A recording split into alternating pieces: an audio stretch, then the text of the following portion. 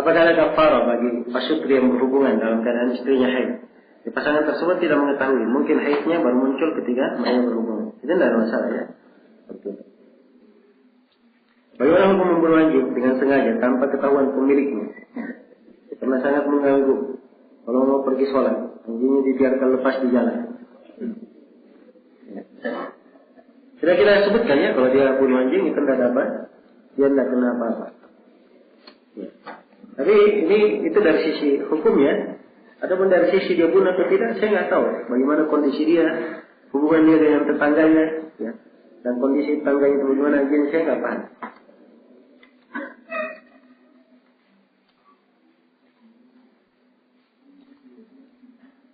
Setiap hari Jumat celengan diedarkan. Apakah ini termasuk dalam bentuk meminta-minta? Dan kalau celengan diedarkan orang lagi sholat, itu tidak diperbolehkan ya, sebab tidak boleh apa? Melakukan gerakan. Kalau orang lagi khutbah, celengannya diedarkan, tidak diperbolehkan. Karena itu dilarang oleh Rasulullah SAW. Dia berkata kepada kawannya, diam saja. Itu Nabi sudah berkata, "Faqad laghawta." Engkau telah berbuat apa? Lagu. Telah berbuat lagu. Ada pun memasang kotak infak di masjid dia pasang, atau celengan dia pasang tapi dia digerakkan, itu tidak ada masalah. Itu tidak ada masalah. Itu berkaitan dengan masalah apa? Masalah kebiasaan di suatu tempat. Kalau dianggap layak dan biasa, itu adalah hal biasa saja. Dan kalau dikatakan minta-minta, itu bukan meminta-minta namanya. Nah, banyak orang yang kebiasaannya dia ingin bersedekah di hari Jumat, disiapkan fasilitasnya supaya dia menyalurkan apa yang dia ingin salurkan. Dan itu namanya ta'awun 'alal birri wat taqwa. Karena itu, ya panitia masjid sendiri itu sebenarnya tidak ada urusan, ada isinya atau tidak ada isinya. Ya. Mereka tidak perhatian dengan hal itu, karena memang maksudnya hanya untuk apa? Ta'awun 'alal birri wat taqwa. Nah, ini kalimat meminta-minta ini sebagian orang ya menggunakannya namun tidak pandai. Ya, menerapkan apa makna meminta-minta. Ya. Jelas ya? Nah, hanya hukum-hukum beredar di kepalanya, nggak tahu dari mana keluarnya. Tidak tahu dari mana asalnya. Kok bisa seperti itu?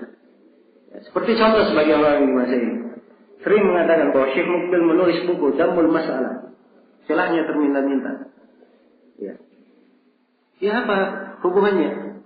Beliau menulis kitab Damul Masalah dengan masalah apa namanya? Ada proposal misalnya dan seterusnya. Apa hubungannya? Ya. Buku itu diajarkan oleh Syekh Mukbil. Alhamdulillah, ana hadir dari awal sampai akhir. Ya. Buku itu diajarkan oleh beliau. Dan beliau memang mendidik kita untuk hal yang seperti itu, menjaga. Ya. Jelasnya itu pendidikan beliau. Tapi beliau sendiri itu memberi rekomendasi untuk murid-muridnya. Ya. Ini murid saya, Fulan bin Fulan, dia mustafid. Ya. Dia sekarang berdiri dalam keadaan menegakkan dakwah. Dia perlu masjid, perlu bangunan, dan perlu kafalah untuk santri-santrinya. Tolong dibantu. Beliau tulis surat. Itu apa namanya? Hah? Ya ini sebagian orang menganggapnya itu meminta-minta. Jadi proposal itu semuanya apa? Meminta-minta. Ini orang yang tidak mengerti ya, hukum syariat. Mungkin dia lagi ribut sama orang lain, akhirnya ya, semua ya, orang itu dilakukan semuanya dihukum salah, dihukum keliru.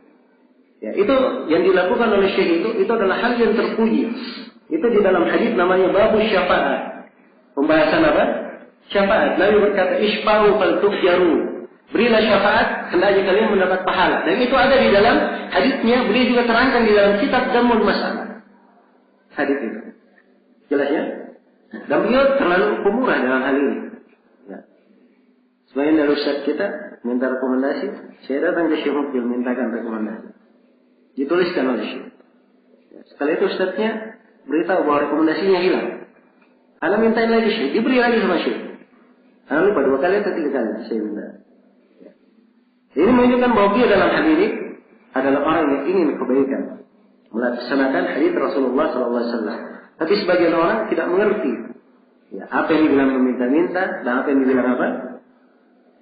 Tidak meminta-minta. Kemudian meminta-minta itu sendiri, ya, seakan-akan semuanya tercela. Ya. Dalam arti yang bermakna haram. Padahal ada yang sifatnya dia haram, ada yang sifatnya makruh, ada yang sifatnya sebaiknya ditinggalkan tidak layak. Ya, sebaiknya ditinggalkan tidak layak. Yang menjadi lebih masalah lagi, kalau meminta-minta ini dijadikan apa yang mereka sebutkan proposal-proposal tadi itu, celengan-celengan di masjid itu, dijadikan sebagai ciri hizbiyah. Tanda-tanda apa? Tanda-tanda hizbi. Ini tidak masuk akal lagi.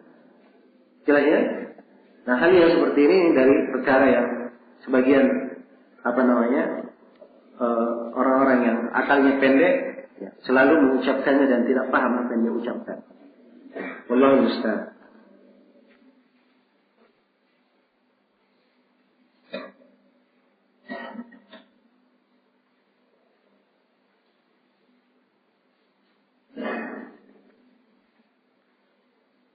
Bagaimana hukum nasab dan waris bagi anak-anak yang lahir setelah pernikahan hamil dahulu? Ya. Jadi kalau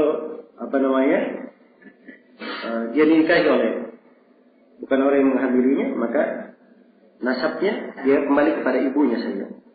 Karena Nabi Sallallahu Alaihi Wasallam bersabda, "Al-waladu lil firash, walil akhir al hajar." Anak itu pada firashnya, pada ranjangnya, itu pada ibunya. Atau kalau si ibu ini syah dengan akad nikah, ibu dan si ayah, begitu maksudnya. Walil akhir al hajar. Bagi si pezina itu yang dihajar, tidak mendapatkan hak di situ. Maka si anak dari sisi nasab dia disebutkan kepada ayahnya, dan dari sisi warisan dia tidak dapat warisan. Ya, karena itu perbuatan zina dosanya tercela dari banyak sisi.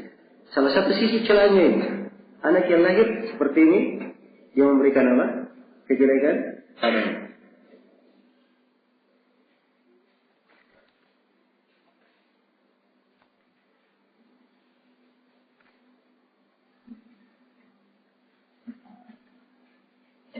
Sama-sama anak tiri yang dibawa oleh orang tua masing-masing menikah, apakah muhrim? Ya, si A dan si B, si A menikah dengan fulan. Si A punya anak laki-laki, dan si fulana istrinya punya anak perempuan. Ya, anaknya berdua apa? Dinikahkan. Boleh atau tidak? Mahram atau tidak? Nah, apa jawabannya? Sudah kemarin diterangkan. Apa jawabannya? Mahram? Mahram dari mana?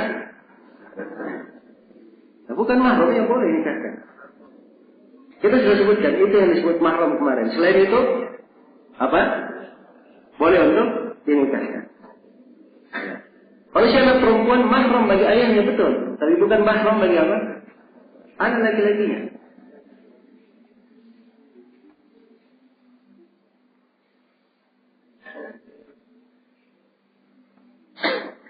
Apakah disyariatkan bagi makmum untuk membaca surah setelah Al-Fatihah, baik sholat jahriyah atau sirriyah? Ya, ini yang benarnya pendapat yang lebih kuat ya disyariatkan. Berdasarkan hadits Ubadah bin As-Samit, la salata liman lam yaqra bi Fatihatil Kitab. Tidak ada salat bagi orang yang tidak membaca surah Al-Fatihah. Hadisnya riwayat Bukhari dan Muslim. Dan juga hadis Abi Hurairah dalam As-Sunan, la'allakum taqra'una khalfa imamikum la taf'alu illa bi ummil kitab. Barangkali kalian salat membaca di belakang imam kalian, jangan kamu lakukan kecuali kalau membaca Al-Fatihah.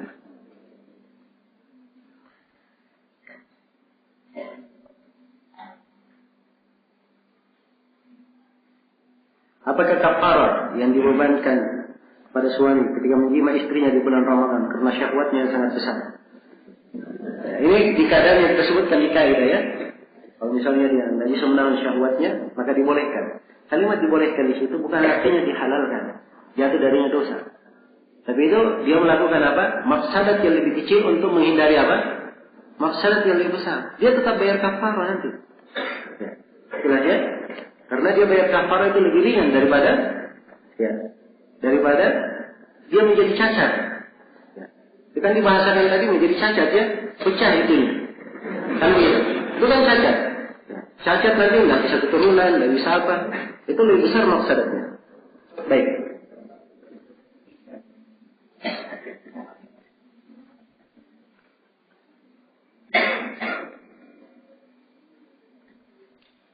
Bolehkah sang wali nikah menginginkan dengan cara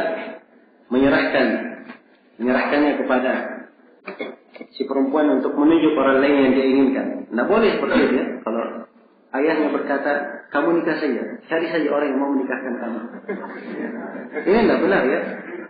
Tidak benar. Sebab wali itu ayahnya, dia yang menentukan, bukan siapa? Si anak. Maka harusnya dia memilih ya, siapa yang bisa menikahkan anaknya.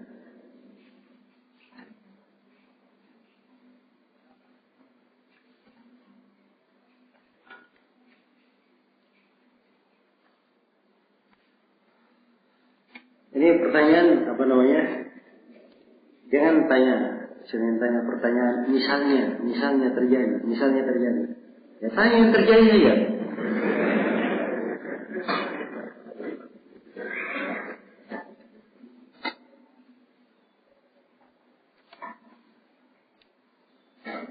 Beberapa orang bersyarikat untuk membeli tanah, dipetak-petak kemudian dijual. Dan hasil keuntungannya diwakafkan. Lalu tanah itu diberikan kepada pengelola. Dan tetapi pengelolanya justru menaikkan harga. Bolehkah wakaf seperti itu? Ya kalau memang wakafnya tanahnya dijual, nanti hasilnya diberikan kepada pengelola untuk di amanah wakaf lainnya, boleh saja. Si pengelola boleh menaikkan harga. Ya, supaya dapat keuntungan yang banyak dan hasil wakafnya nanti lebih lebih bagus. Boleh saja dinaikkan.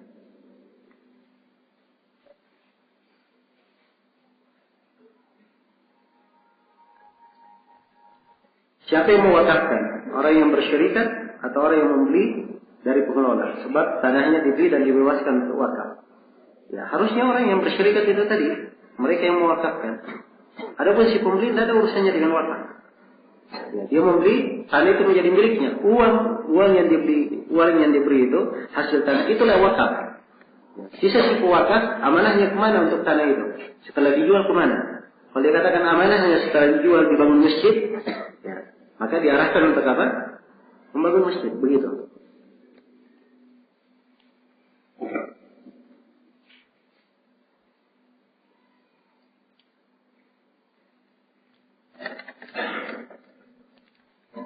Ya, dan itu seharusnya kalau keadaan seperti ini harusnya si pewakaf, kalau mereka bersyarikat, orang-orang yang bersyarikat ini mewakafkan dengan cara seperti itu, menjual, harusnya mereka jual dulu tanahnya semuanya. Mereka bersyarikat membebaskan tanah untuk dijual, maka tanahnya dijual dulu semua. Setelah dijual, dipegang duitnya, maka mereka beli lahan lagi yang sudah pasti, sudah tetap.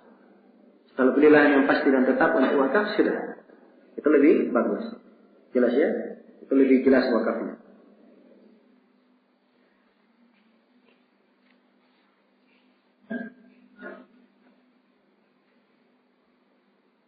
Khitan sunat, apa hukumnya? Ya, khitan bagi laki-laki dan perempuan yang lebih kuat, hukumnya adalah wajib.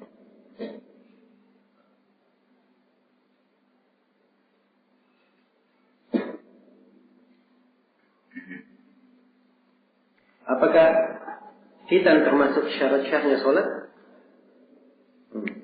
Apakah orang yang belum sempurna khitannya harus khitan ulang?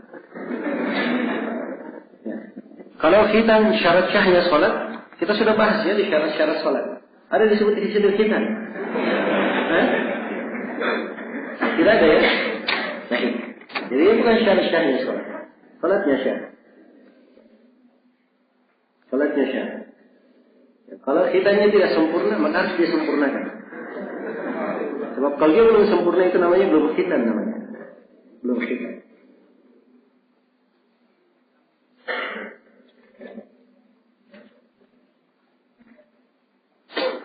Bolehkah mengambil barang orang yang menanggung hutang karena lari meninggalkan hutang-hutangnya? Ini sudah kita sebutkan. Urusannya kemana ini? Itu urusannya ke pengadilan. Ke pengadilan yang mengambilnya, dia jual untuk bayar kepada orang yang yang dia rugikan, itu tidak ada masalah. Apakah Syekh Abdullah bin Shalih Al-Fauzan anak dari Syekh Al-Fauzan? Ya, ada yang tidak ada hubungannya dalam ayah anak. Cuma hubungan di Al-Fauzannya aja namanya. Itu pun jauh keluarga Al-Fauzan itu luas. Yang ini dia jauh, ini dengan Syekh Shalih Al-Fauzan jauh. Jelas ya?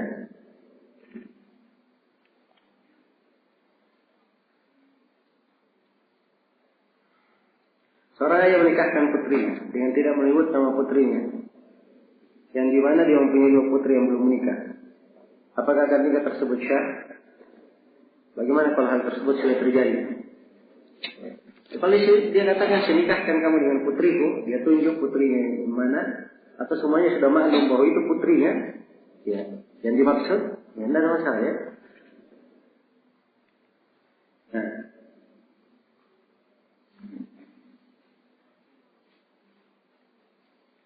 bagaimana dengan istri kedua ayah saya?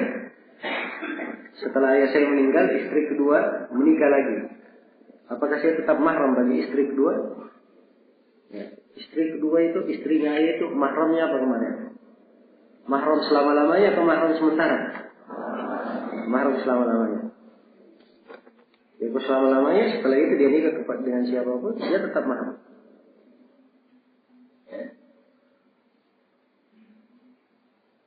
Bolehkah mencukur rambut yang tumbuh di pipi laki-laki?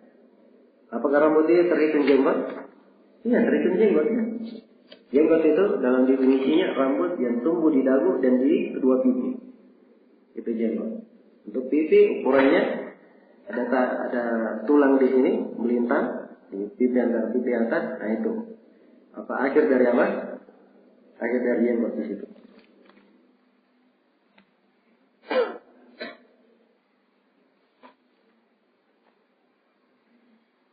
Apa hukum mengadakan acara sunatan dengan mengundang banyak masyarakat?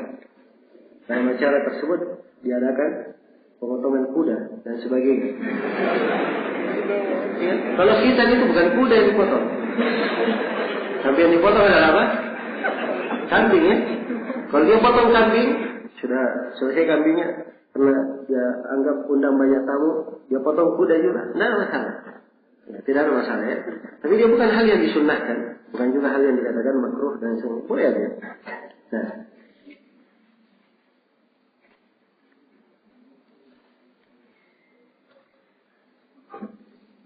Apa hukum takziah yang ditentukan sampai 3 malam?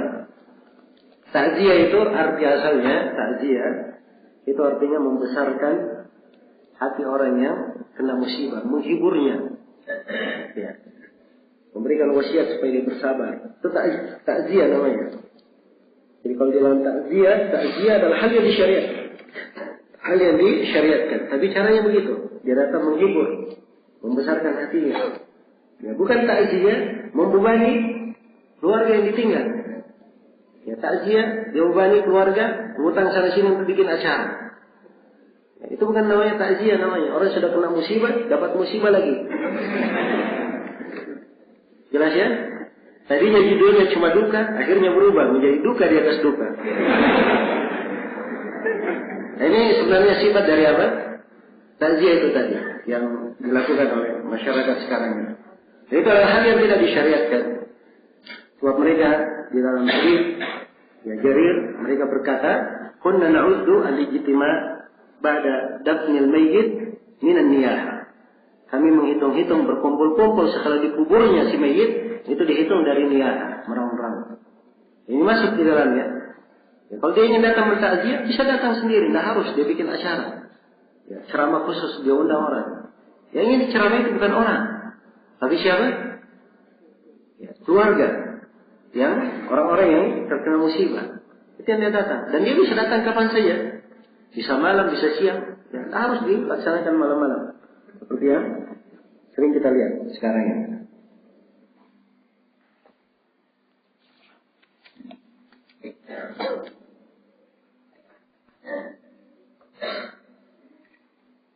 Bolehkah membaca basmalah ketika kita junub?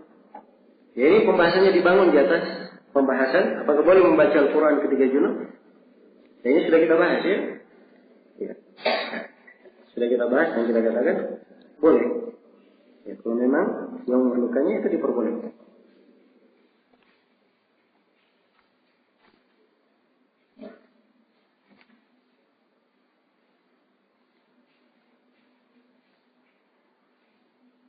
Apa yang kita lakukan apabila kita buang angin?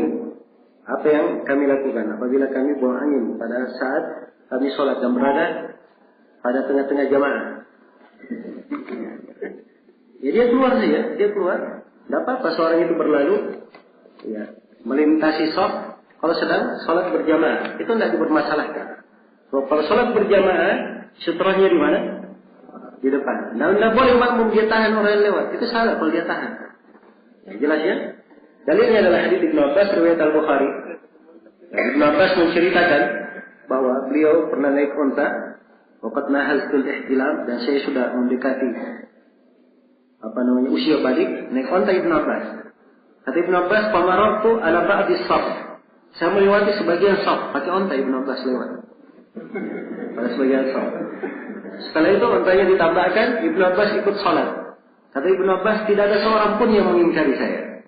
Tidak dari sahabat, tidak pula dari siapa? Ya, dari Nabi. Mungkin ada yang berkata, kan Nabi tidak lihat, Nabi menghadap ke depan. Ya jawabannya bahwa Nabi itu diberikan kekhususan oleh Allah. Memang beliau menghadap ke depan. Tapi beliau tahu apa yang dilakukan oleh orang yang di belakangnya.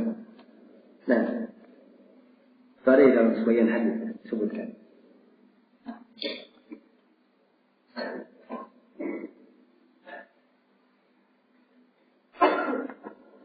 Apakah tabayyun hanya dilakukan bila membawa berita adalah orang fasik? Ya. Tabayyun itu meminta kejelasan. Dan Allah berfirman, "Ya ayyuhalladzina amanu in ja'akum fasiqun binaba'in fatabayyanu." Orang yang beriman, kalau seorang yang fasik datang kepadamu membawa berita, maka mintalah kejelasan. Ya. Minta kejelasan. Tapi ayat ini tidak hanya menjelaskan hukum bagi orang yang fasik. Sebab yang dimaksudkan adalah illah dari apa yang disebutkan setelahnya di ayat. Antusibu qauman bijahalatin fatusbihu ala ma fa'altum nadimin. Kalian akan menimpukan satu kaum dengan kejelekan disebabkan kejahilan kalian, akhirnya kalian menyesal dengan perbuatan kalian. Kalau ini illahnya, maka bukan hanya fasik saja. Siapa yang semisal dengan fasik dan bisa berita itu memberikan akibat jelek, kalau tidak ditabayyun, maka semuanya ditabayyun. Jelasnya, semuanya ditabayyun. Sebab itu maksud utamanya. Nah, tidak ada rincian-rincian di dalam ayat ini. Termasuk yang paling bagus menjelaskannya adalah As-San'ani dalam risalah beliau, Irsyadun Nuqan. Ya. Baik, sudah lewat waktunya, Imam. Sementara kita cukupkan di sini. Subhanallah wa bihamdik, asyhadu an la ilaha illa anta, astaghfiruka wa atubu ilaik, walhamdulillahi rabbil alamin.